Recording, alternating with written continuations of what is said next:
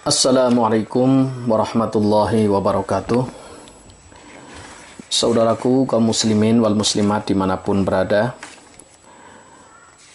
sebelum kita melanjutkan pada tentang permasalahan haid, maka terlebih dahulu kita memahami dulu warna-warna darah haid. Darah haid itu, untuk sifat darah haid itu semuanya ada 5.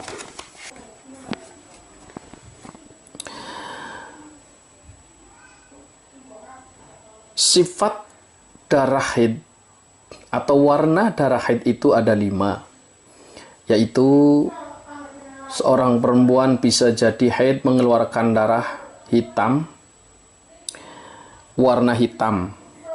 Warna hitam ini termasuk damul qawi, darah yang kuat, dibanding dengan warna yang kedua, yaitu warna merah. Bisa jadi keluar darah warnanya abu-abu. Jadi darah haid itu yang pertama adalah hitam, yang kedua itu merah, yang ketiga abu-abu. Abu-abu itu antara warna merah dicampur dengan warna kuning. Pertengahan antara merah dan kuning, itulah abu-abu. Kemudian yang keempat yaitu warna kuning. Yang kelima warna keruh. Keruh itu antara kuning dan putih, yaitu keruh. Tidak ada darah putih. Dalam bab haid, haid itu hanya 5 macam darah. Darah hitam, darah merah, yaitu kemudian darah abu-abu, darah kuning, darah keruh. Artinya begini, untuk mengetahui apakah perempuan itu sudah bersih, tuntas dari haidnya atau belum, maka caranya adalah seorang perempuan harus memasukkan kafas ke dalam kemaluannya atau ke dalam farjinya. Kira-kira yang dimasuki itu, kalau jongkok itu kelihatan, itu dimasukkan kapas ke dalam farjinya. Kemudian bila di dalam kapas itu masih ada bercak darah seperti yang diterangkan di sini, yang 5, maka perempuan itu berarti masih mengalami haid, sekalipun menurutnya sudah tidak keluar lagi. Tetapi bila di dalam farji masih ada warna darah yang disebutkan tadi, hitam atau merah atau abu-abu atau kuning atau keruh, maka berarti masih mengalami haid. Bisa jadi satu hari ini sudah merasa tidak keluar, tetapi setiap kali akan melaksanakan sholat, ketika dimasukkan kafas ke dalam farji masih ada bercak warna darah seperti yang disebutkan, maka si perempuan ini belum mengalami suci. Artinya masih mengalami haid. Jadi ini cara untuk mengetahui apakah si perempuan ini sudah suci atau belum, yaitu bisa disaksikan sendiri melalui kapas dimasukkan ke dalam farji. Oleh karena itu, yang perlu hati-hati bagi kaum wanita ketika mengalami haid, yaitu yang pertama perlu diperhatikan adalah saat mulainya haid. Karena haid itu hubungannya erat sekali dengan waktu sholat. Seperti misalkan begini, waktu sholat sekarang adalah jam 12. Tepat jam 12 tepat. Satu contoh ini. Waktu sholat jam 12 tepat. Nah, pada waktu jam 12 lebih 3 menit, perempuan ini mengalami haid. Perempuan ini mengalami haid. Otomatis perempuan ini, atau kemungkinan besar perempuan ini kan belum melakukan sholat duhur. Maka berarti haid yang keluar pada waktu duhur yang diperkirakan cukup untuk melakukan sholat, maka berarti perempuan ini meninggalkan waktu duhur. Oleh karena itu, pada waktunya nanti haid sudah selesai, perempuan wajib mengqadha sholat duhur yang ditinggalkan saat pertama kali mengalami haid.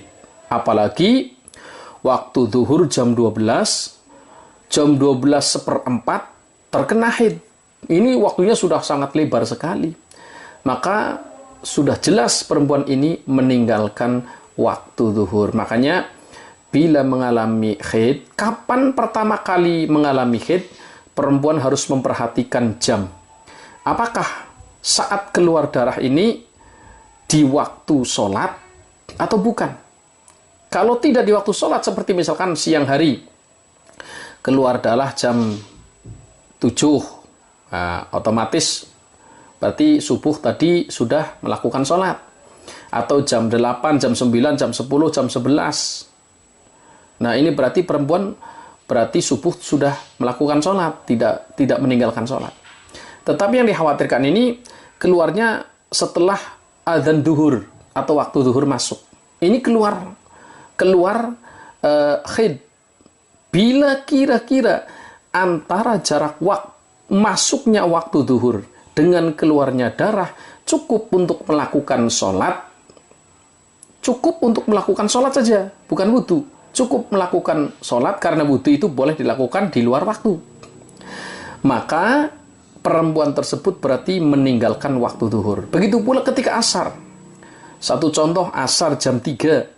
Tepat jam 3 masuk waktu asar. Ternyata jam 3:05 perempuan ini mengalami haid.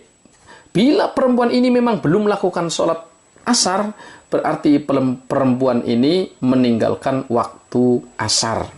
Maka kewajibannya adalah saat perempuan ini nanti selesai haid, wajib mengqadha sholat asar yang ditinggalkan. Begitu pula ketika maghrib.